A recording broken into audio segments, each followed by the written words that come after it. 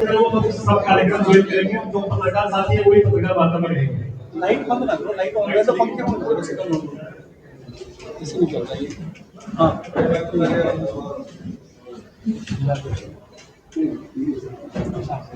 आज की इस पत्रकार वार्ता में पहुंचे आप सभी सम्मानित पत्रकार साथियों का स्वागत अभिनंदन है। आज हमारे बीच में झांसी में पहली बार का स्वागत समारोह हो रहा है। आज हरियाणा प्रदेश की यशस्वी प्रदेश अध्यक्ष डॉक्टर अर्चना गुप्ता जी हमारे बीच में है। आपका इस पत्रकार वार्ता में देखिए स्वागत अभिनंदन है। उनके साथ में कैबिनेट मंत्री आदित्य शर्मा जी के साथ में उनका भी स्वागत अभिनंदन है। उनके साथ में प्रो कैबिनेट मंत्री अजय मंदिर जी हैं, उनका भी स्वागत अभिनंदन। झांसी के हमारे लोकप्रिय विधायक विनोद बिहारा जी, आपका भी स्वागत अभिनंदन है। झांसी के लोकप्रिय जिला अध्यक्ष आदरणीय अशोक सैनी जी, पूर्व सांसद हैं डॉक्टर डी वत्स जी और कैप्टन भूपेंद्र सिंह पूर्व सचिव और चेयरमैन जिला परिषद सोनू भाटा जी पत्रकार वार्ता में है। आप सभी का स्वागत अभिनंदन है। मैं माननीय अध्यक्ष से निवेदन करूंगा कि आप सब पत्रकार साथियों के साथ रूबरू हो। बहुत बहुत धन्यवाद जी। प्रदेश अध्यक्ष की नियुक्ति होने के बाद सभी जिलों में मेरा प्रवास रहा और अभी केवल हमारे 2 जिले बचे हैं, एक भिवानी और एक पानीपत, और उसी कड़ी में आज झांसी जिले में मेरा प्रवास है।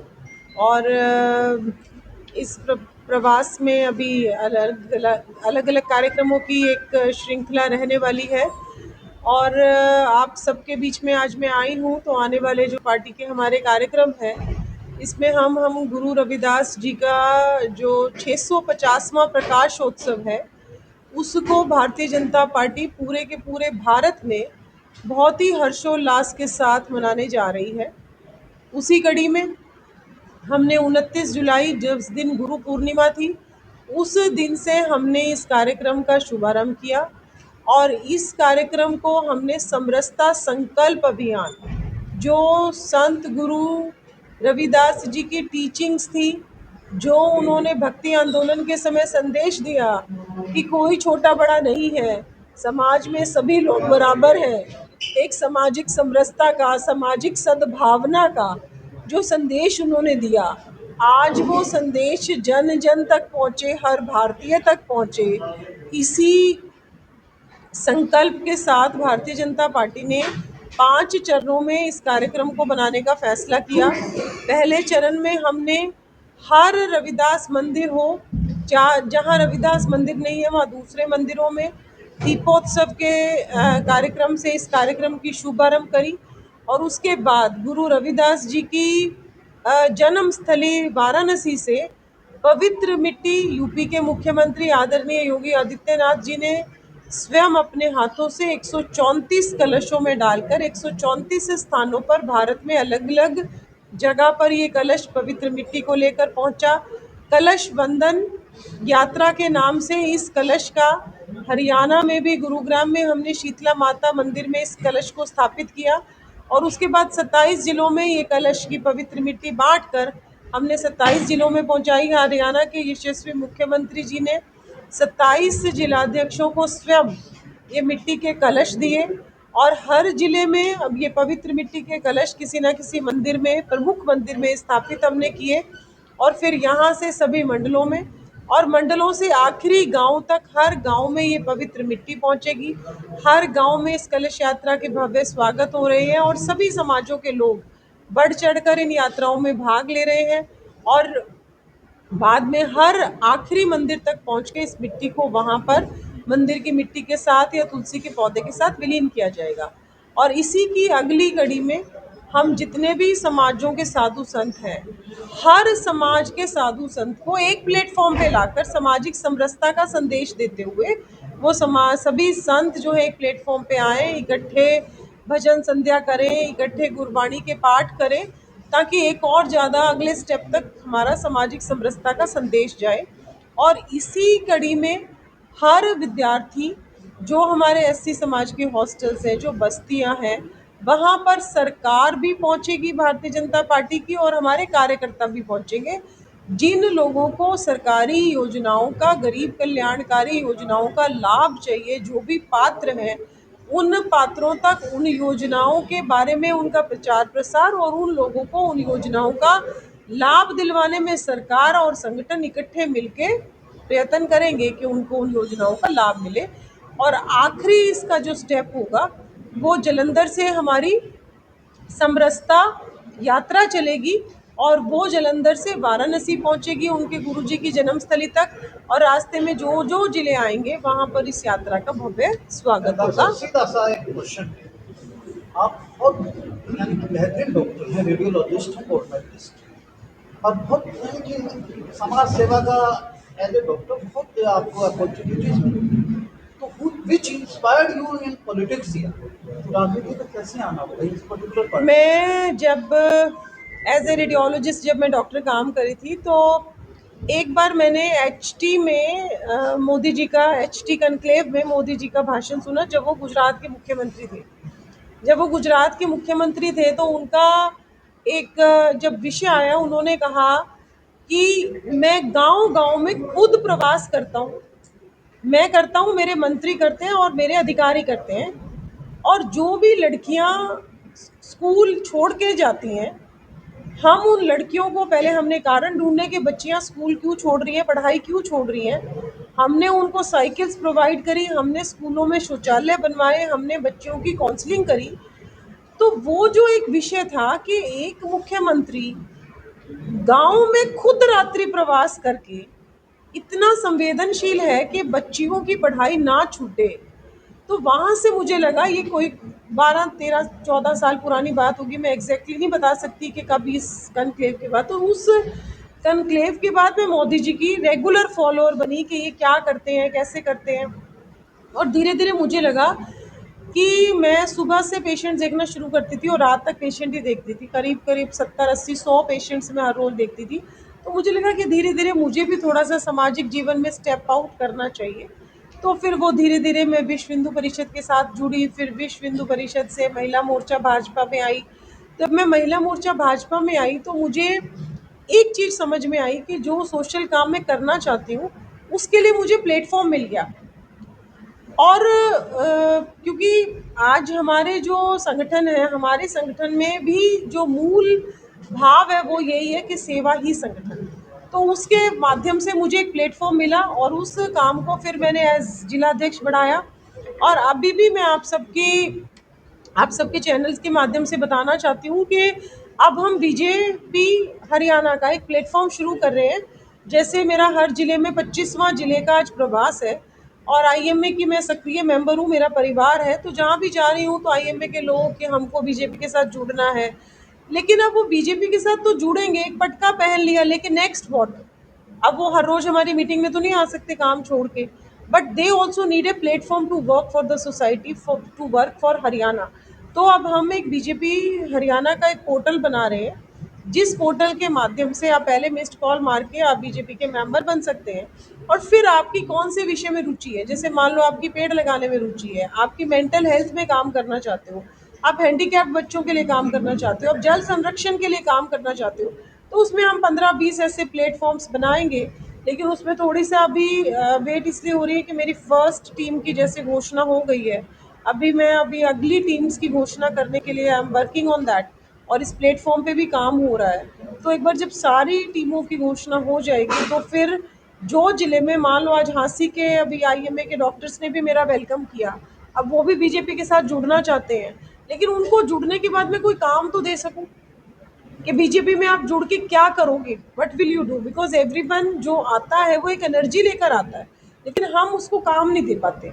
तो हम इस प्लेटफॉर्म के माध्यम से उनको काम देंगे, जो काम वो करना चाहते हैं, उनकी रुचि का जो भी काम होगा, और इस तरीके से जो हमारा सेवा ही संगठन मूल उद्देश्य है, हम उस बहाने से वो भी करेंगे और उन लोगों को भी जोड़ेंगे अपने साथ, और एक हरियाणा में एक नया संगठन जिसमें एक नई ऊर्जा है, पुराने सभी कार्यकर्ताओं का अनुभव है, लेकिन नए लोग भारतीय जनता पार्टी में आए, नई ऊर्जा भारतीय जनता पार्टी में आए, और प्रबुद्ध जन भारतीय जनता पार्टी में आए। क्योंकि आज अगर जैसे आपने मेरी टीम भी देखी होगी, तो मेरी टीम में ज़्यादातर लोग पोस्ट ग्रेजुएट हैं, ज़्यादातर लोग। तो एक पढ़ी लिखी टीम है, एक युवा टीम है, और एक ऐसी टीम है जिसमें सभी जिलों से 25 जिलों की रिप्रेजेंटेशन है और सभी समाजों की उसमें रिप्रेजेंटेशन है। एक बहुत ही अच्छे से सोशल इंजीनियरिंग के माध्यम से हमने अपनी टीम बनाई है। मैम, आपने कहा कि जो रविदास महाराज की जो कलश यात्रा जो है वो आप निकाल रहे हैं, उद्देश्य क्या है इसका? क्यों मान लो इतना एक देखिए, राउंड कई उद्देश्य इसका ये है कि समाज में आज भी ये होता है कि ये छोटा है, ये बड़ा है। आज भी जिस समरसता के भाव को हम जगाना चाहते हैं, आज अगर हम अपने मूल संगठन की बात करें तो उनकी भी पंचनिष्ठाओं में से एक विषय है सामाजिक समरसता।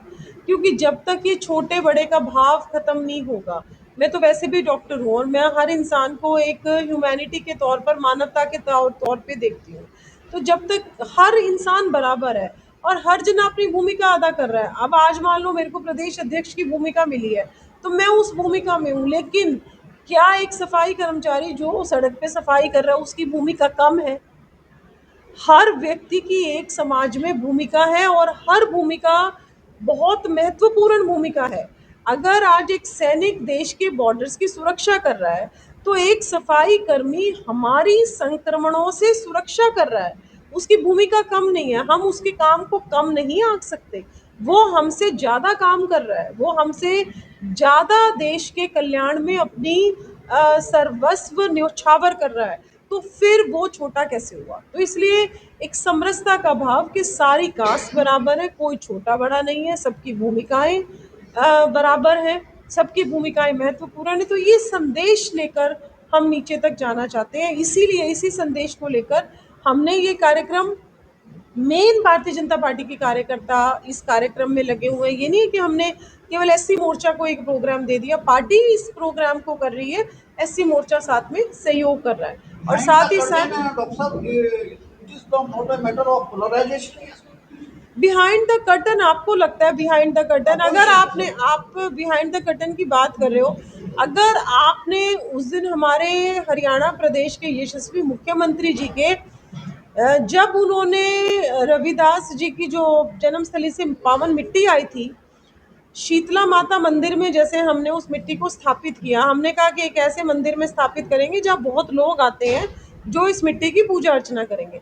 जिस भाव के साथ उन्होंने मिट्टी उठाई, कलश अपने सिर पे धारण किया, और जिस भाव के साथ मेरे 27 जिला अध्यक्षों ने कलश धारण किया और अपने जिले में कलश लेकर गए, तो मुझे तो कोई बिहाइंड द कर्टन सीन नज़र नहीं आया। मुझे तो यही नज़र आया कि वो भाव हमको सबके अंदर, अब 27 जिलाध्यक्ष हैं, हर की अलग अलग कास्ट है, हमारे मुख्यमंत्री जी की अलग कास्ट है, लेकिन सबके अंदर एक जो भाव था गुरु रविदास जी के लिए, वो आपके पास कहीं ना कहीं वीडियो क्लिप्स होंगी। तो वो भाव हम हर एक व्यक्ति में जगाना चाहते हैं कि सभी समाजों के गुरु, किसी भी कोई भी गुरु केवल एक समाज का गुरु नहीं है, क्योंकि उन्होंने सद्भावना का संदेश दिया, उन्होंने समरसता का संदेश दिया और वो सभी समाजों के लिए दिया।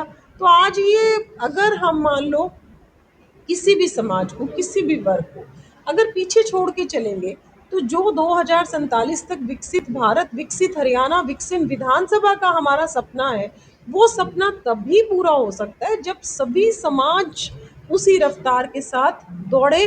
तो इसलिए बिहाइंड द कर्टन कोई उद्देश्य नहीं है, बिहाइंड द कर्टन भी यही उद्देश्य है और कर्टन के सामने से भी यही उद्देश्य है कि हम सब लोग बराबर हैं। सफाई कर्मी पूरे स्टेट वाइड हड़ताल किए हुए हैं, उनकी बात या आश्वासन देखिए, दिया, बात नहीं मानी गई। जो बात के पीछे आप जो विषय ले रहे हो सफाई कर्मी का जिक्र किया। उसमें हमारे मुख्यमंत्री जी, हमारे जो भी उनके कंसर्न विभागों के मंत्री हैं, वो लगातार देख रहे हैं और हमारी सरकार किसी भी कर्मचारी को भी अनसेटिस्फाइड नहीं छोड़ेगी। जो बेस्ट होगा वो हमारे मुख्यमंत्री जी अवश्य करके देंगे।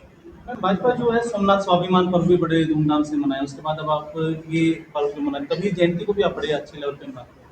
लेकिन इनके बावजूद जो आप लीग से हटके जो चीज़ें हैं, अब अगर हम रोजगार की बात करें, शिक्षा स्वास्थ्य की बात करें, तो अस्पतालों में मैम डॉक्टरों की कमी है, बेरोजगारी जो है चरम पे बढ़ी जा रही है। एलएलबी के जो लोग हैं, बच्चे जो हैं, वो एक चपरासी तक का फॉर्म भरने में मजबूर है। उसकी तरफ क्यों नहीं आप ज़्यादा? सबसे पहले बात हम शिक्षा की करेंगे। जब हमारी सरकार बनी 2014 में, केंद्र की सरकार बनी और प्रदेश की सरकार बनी, उस समय मेडिकल की सीट्स जो थी वो 50,000 के करीब सीट्स थी। आज हमारी 1,34,000 के करीब मेडिकल कॉलेजेस में सीट्स हो गई हैं। ऐसे ही पीजी की सीट्स में हमारी बढ़ोतरी हुई है। तो इतनी बड़ी संख्या में हमने मेडिकल कॉलेजेस की सीट्स जो हैं वो बढ़ाई हैं। साथ ही साथ आज हमारा उद्देश्य ये है कि हर जिले में, जब मैंने एमबीबीएस करी 1985 बैच मेरा एडमिशन बैच है, तब पूरे हरियाणा में केवल एक मेडिकल कॉलेज था। आज हरियाणा में 17 मेडिकल कॉलेज बन चुके हैं और बाकी मुख्यमंत्री जी का जो सपना है वो ये कि हर जिले में एक मेडिकल कॉलेज हमारा बने। तो लगातार हरियाणा में मेडिकल कॉलेजेस की संख्या बढ़ रही है, कहीं बन रहा है, कहीं कंप्लीट होने वाला है, कहीं कंप्लीट होके उद्घाटन हो गया। तो 24 जो हमारे 23 जो संगठन के जिले प्रशासनिक जिले हैं, उनमें हर जिले में एक मेडिकल कॉलेज मुख्यमंत्री जी कड़ी में इस काम जो है चल रहा है। दूसरी बात, शिक्षा की अगर हम बात करें तो जितने डॉक्टर हमारे को उपलब्ध हैं, उसमें एक छोटी सी समस्या ये है कि डॉक्टर्स जो हैं, मैं भी हूँ उसमें एक, कि जब डॉक्टर सेटल होते हैं तो डॉक्टर्स जो हैं शहर वाला एरिया ज़्यादा चुनते हैं, ग्रामीण आंचल वो कम चुनते हैं। तो उसकी वजह से थोड़ी सी दिक्कत है कि हमारे पास डॉक्टर्स की संख्या कम है, लेकिन हम लगातार सीटें बढ़ाना मेडिकल की, हर जिले में मेडिकल कॉलेज खोलना, ये उसी कड़ी में एक प्रयास है कि हमारे डॉक्टर्स की जो कमी है सिविल हॉस्पिटल्स में, मेडिकल कॉलेजेस में, वो पूरी हो और हमारे को उपलब्ध डॉक्टर्स की उपलब्धता बढ़े। लेकिन हम उस पर लगातार काम कर रहे हैं। शिक्षा के क्षेत्र में अगर हम बात करते हैं, आज हर ब्लॉक में पीएम श्री स्कूल्स हमने खोले हैं, मॉडल संस्कृति स्कूल हमने खोले हैं और कल ही मुख्यमंत्री जी ने घोषणा करी है कि ट्रिपल ई स्कूल्स, मुख्यमंत्री जी ने परसों में उनके साथ एक कार्यक्रम में थी, तो ट्रिपल ई स्कूल्स हम खोलने जा रहे हैं। और स्कूल्स में भी हमारा जो शिक्षा का स्तर है, अगर आप मॉडल संस्कृति स्कूल में जाके देखेंगे, अपने पीएम श्री स्कूल्स में देखेंगे और जो ट्रिपल ई स्कूल्स खुलने वाले हैं, इनमें भी हम शिक्षा के स्तर पर हर रोज इनमें बढ़ोतरी कर रहे हैं। और अभी हमने एक सुपर 100 प्रोग्राम शुरू किया पूरे हरियाणा में, जिसमें जो भिवानी बोर्ड के बच्चे थे, जो बेस्ट बच्चे थे, उन 400 बच्चों को सरकारी खर्चे पर हमने कोचिंग दी और उनके रहने का व्यवस्था करी और उन 400 बच्चों में से 70 बच्चे इस बार नीट में पास हुए और वो भिवानी बोर्ड के ही बच्चे थे। और तो इसलिए स्टेप बाय स्टेप, क्योंकि जितना पहले सरकारें रही, उन सरकारों ने क्या किया, आज हमारे लिए सोचने का विषय ये है। 10 साल कांग्रेस की सरकार रही, उससे पहले इनेलो की सरकार रही, लेकिन शिक्षा और स्वास्थ्य में कोई काम इन सरकारों ने नहीं किया। जिन लोगों की इन्होंने भर्ती करी, उन लोगों का स्तर क्या था? जो व्यक्ति अपनी ज़मीन बेच के आ गया, जिसने अपनी मदर की जेवर बेच दिए, जिसने अपना घर बेच दिया, किसी ना किसी तरीके से बाय हुक और बाय क्रुक, किसी नेता का रिश्तेदार था, किसी नेता का चक्कर काटा, या जो हमारा एक विशेष वर्ग है, बिचौलियों का वर्ग, लुटेरों का वर्ग, ठेकेदारों का वर्ग, जो हर चीज़ की कमीशन सेट करते थे, या उस विशेष वर्ग के माध्यम से लोग नौकरियों में लगे। और जो लोग भ्रष्टाचार करके नौकरी में लगते हैं, वो कभी डिलीवर नहीं करते, क्योंकि उसको अगले दिन से अपना भी तो घर भरना है, क्योंकि जितना वो इन्वेस्ट करके आया है। लेकिन आज हमारी सरकार ने 1,70,000 पौने 2 लाख के करीब नौकरियां बिना पर्ची बिना खर्ची के देने का काम किया है। तो जो गड्ढे खोद के गए थे, वो इतने गहरे गड्ढे थे कि हम हर रोज कोशिश कर रहे हैं कि उन हर स्तर पर, चाहे शिक्षा हो, चाहे स्वास्थ्य हो, चाहे रोजगार हो। रोजगार अंग्रेज चले गए, लेकिन बाबू छोड़ गए। उन्होंने जो शिक्षा नीति इतने साल तक कांग्रेस ने शिक्षा नीति रखी कि शिक्षा तो आए, बीए बीकॉम बीएससी के बच्चे आए, लेकिन उनके पास कोई हुनर नहीं था। आज हम जो 2020 शिक्षा नीति लेकर आए हैं कि बच्चों को शिक्षा के साथ कुछ हुनर उनके हाथ में आए, क्योंकि हर व्यक्ति को सरकारी नौकरी नहीं मिल सकती। आप सबको पता है कि सरकारी नौकरियों की भी एक लिमिटेशन है, लेकिन उन बच्चों के हाथ में अगर हुनर होगा तो वो बच्चे कुछ ना कुछ काम कर पाएंगे। और आज मोदी जी, एमएसएमई हो, स्टैंड अप इंडिया हो, स्टार्टअप इंडिया हो, और क्या कहते हैं, जितने भी स्किल इंडिया हो, मेक इन इंडिया हो, लोकल फॉर वोकल हो, हमारे जितने भी ये प्रोजेक्ट्स आ रहे हैं, जिनके माध्यम से हम युवाओं को लोन्स दे रहे हैं, हम भारत सरकार, चाहे प्रदेश की हो चाहे केंद्र की हो, उसकी एक ही अपेक्षा है कि हम रोजगार मांगने वाले ना हो, हम रोजगार सृजन करने वाले बने। जैन जी सड़कों पे, जैन जी, और मोहन भागवत जी का भी आज ही बयान आया था कि जैन जी की मांग बिल्कुल जाए। देखिए, आपने जैन जी की बात करी। भारत एक बहुत ही मजबूत लोकतंत्र है। और आपने जो उपलब्धियां सारी गिनाई ना, उसके जो बाद- हम मैं फिर अब जवाब तो देने दो। हाँ, हाँ। भारत एक बहुत ही मजबूत लोकतंत्र है और जितना मजबूत लोकतंत्र होगा वो हमारा लोकतांत्रिक अधिकार है। मुझे भी आंदोलन करने का अधिकार है, आपको भी आंदोलन करने का अधिकार है। अगर कोई भी विषय है तो हम सबका लोकतांत्रिक अधिकार है कि हम आंदोलन कर सकते हैं और करना चाहिए भी अपनी डिमांड्स मनवाने के लिए। लेकिन आज अब बीच में ही पूछे, अपने आप तय कर लो आपस में कि उसका सवाल बीच में छोड़ के मैं पहले आपका जवाब दूं। कंप्लीट कीजिए मैम, कंप्लीट कीजिए। तो भारत हम सबको आंदोलन करने का अधिकार है और हम सबको अपनी मांग मांगने का अधिकार है, लेकिन उस आंदोलन में भारत का युवा शामिल नहीं था। उस आंदोलन में कौन लोग थे जो पत्थर मार रहे थे पुलिसकर्मियों को? कौन लोग थे जो भीड़ में आगजनी की अंजाम दे रहे थे? कौन लोग थे जो महिला पत्रकारों के साथ अभद्र व्यवहार कर रहे थे? कौन लोग थे जो इतनी अश्लील गालियां दे रहे थे कि अगर उनके माँ बाप भी उन गालियों को सुने तो वो कानों को हाथ लगा ले? तो ये सारा का सारा कांग्रेस द्वारा, आम आदमी पार्टी द्वारा प्रायोजित इतना बड़ा कार्यक्रम था जिसमें इन्होंने विदेशी ताकतों का भी साथ लिया। और आंदोलन में आप ये बताइए कि कैसे विदेशी वस्तुएं वहाँ मिल रही थी। हर तरीके का वहाँ खाना उपलब्ध था, हर तरीके की वहाँ पर जो बात मेरे को नहीं कहनी चाहिए वो चीज़ें वहाँ पर उपलब्ध थी।